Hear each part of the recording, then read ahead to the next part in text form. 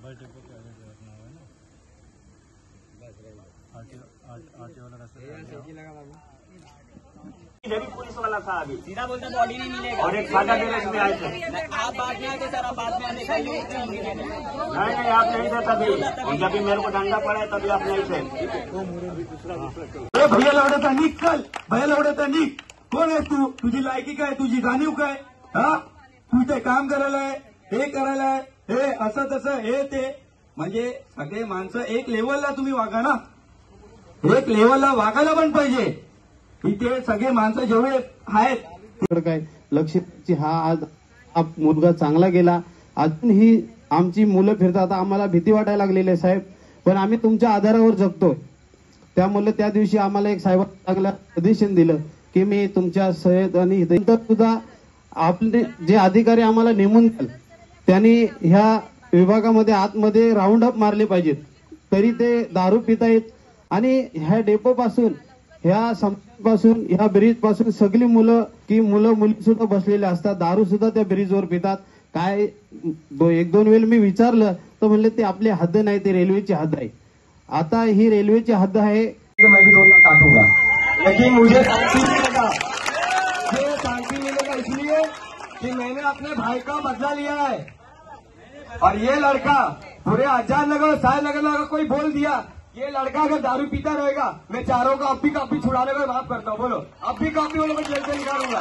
पूरा अच्छा साई नगर आजाद नगर बोल देगा इसको ये लड़का पीता था. ये लड़का कभी दारू को हाथ नहीं लगाया है. ये तो खाली रात को फोन करने अपने वाइफ से बात करने आया था, बात करते हुए जा रहा था तो उसको लास्ट कोने में पकड़ के उसको मारा है और फल्ली से सर पे मारा है. तो उसको गहरी मार लगी तो 2 दिन के बाद उसकी डेथ हुई है. अगर ये लोग 2 साल में सजा काटता है जान लेने की ना, तो मुझे 2 साल मंजूर है. 1 साल ज्यादा लूंगा लेकिन मारूंगा उसको मैं. ये आप सबके सामने बोल रहा हूं मैं, छोटी हुए सबके सामने. आप जिसको ऑब्जेक्शन होगा मेरे को बोल सकता है. और मैं साहब लोग से जानना चाहता हूँ उसको क्या सजा मिल सकता है. पूरा उलट के जवाब नहीं देता है, उसका ये लोग फायदा उठाता है. यही साले क्या है लोग के औकात, क्या है खाने का औकात नहीं है लोग. लेकिन इधर साईबाबा नगर में क्यों आज ये लोग मारता है, कांदापड़ा में क्यों नहीं मारता है. ये लोग आजाद नगर क्यों दिखते हैं खाली मारने के लिए, क्योंकि यहाँ पे सब यूपी और बिहार वाले 2 झापड़ मार के बोलते छोड़ो जान दो. उस टाइम कोई चलो लेडीज है, सबके घर वाले डरते हैं, जाएंगे कंप्लेंट डालेंगे, क्या है तो पैसा देते हैं 10,000 20,000 छूट जाता है. छूटने के बाद ये लोग ने कंप्लेंट डाला, फिर वो लोग आएगा इसको ही मारेगा.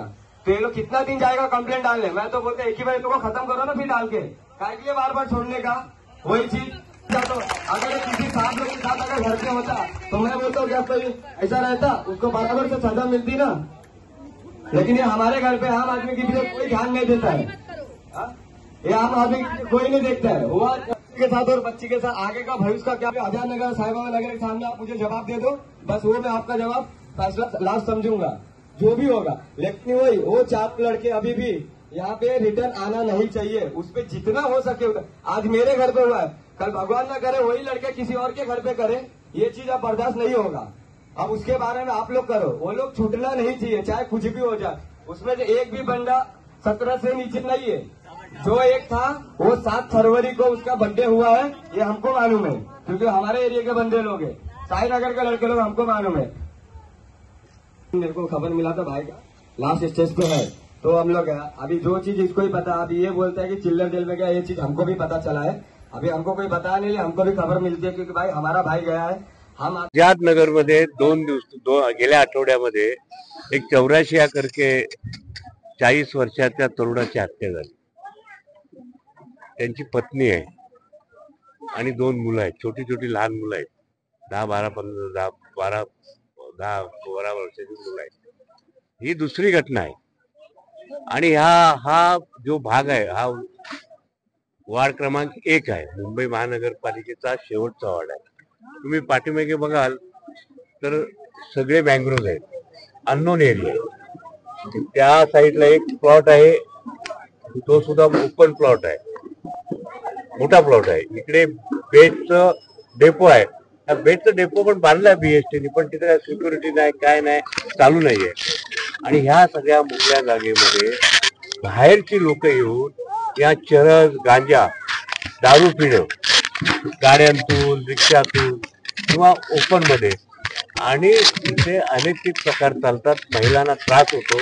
अशा प्रकारच्या इथल्या आझादनगर आणि साईबाबा नगरच्या महिलांनी नगरसेविका तेजस्वी घोसाळकर तक्रार केली. त्यांनी तेजस्वीनी सुद्धा याची दखल घेऊन आमचे जे MHBचे वरिष्ठ निरीक्षक आहेत त्यांना भेटली आणि त्यांनी ठरवलं की इथला क्राईम कमी करायचा असेल तर आपल्याला लोकांपर्यंत जावं लागेल. आज त्यांची सर्व मंडळी MHB पोलीस खात्यातली इथे आली. आमच्या ज्या काही मागण्या होत्या, पोलीस चौकीस पाहिजे, कॅमेरे पाहिजे आणि पेट्रोलियम, त्या त्यांनी मान्य केलेल्या की ह्या भागात हा नवीन एक विकसित होतोय भाग. त्यावर त्यांनी मान्य केलं की इथं आम्ही थोडं कमी पडतोय, पण ह्याच्या पुढे आम्ही कमी पडणार नाही, अशा प्रकारची त्यांनी एक ही मागणी मान्य केलेली आहे. कोणी पोलीस स्टेशनला आला तर त्याची तक्रार घेतली जाईल. एखाद्या साध्या पेपरवरती जरी साधी तक्रार जरी केली त्याची सुद्धा इन्क्वायरी केली जाईल, अशा प्रकारचे वरिष्ठ निरीक्षकांनी आम्हाला आश्वासन दिलेलं आहे. आणि मला खात्री आहे की येणाऱ्या काळामध्ये हा जो क्राईम आहे, कारण हा झोपडपट्टीचा भाग आहे, आझादनगर आहे, गणपत पाटील नगर आहे, कोण कधी येतात, कोण कुठे राहतात, काय करतात, कुठले धंदे करतात, या सगळ्या झोपडपट्टीमध्ये ह्या आझादनगरमध्ये तसं होत नाही. पण गणपत पाटील नगरमध्ये वगैरे 14 गल्ल्या आहेत. एवढ्या मोठ्या 14 गल्ल्यामध्ये नाहीत रस्ते, नाही पोलिसांच्या गाड्या जाईत, नाही स्कूटर जाईत, पण बाहेरून लोक येतात, क्राईम करतायत, जातायत. मागच्या वेळेला पण गणपत पाटील नगरमध्ये एक मर्डर झाली. तर ह्या सगळ्या 1 नंबरच्या वार्डमध्ये आता सुरक्षेचा प्रश्न निर्माण झालाय.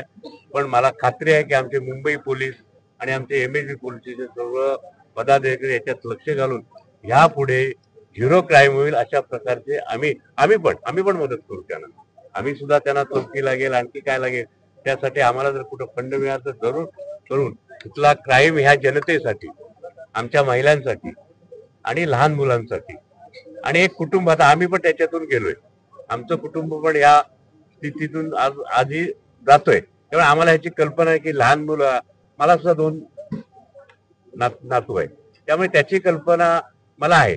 त्याच्यामुळे ह्या सगळ्या गोष्टी होऊ नये आणि म्हणून जास्तीत जास्त तक्रारी करत बसण्यामध्ये सुधारणा करण्याच्या दृष्टिकोनातून आम्ही प्रयत्न करू.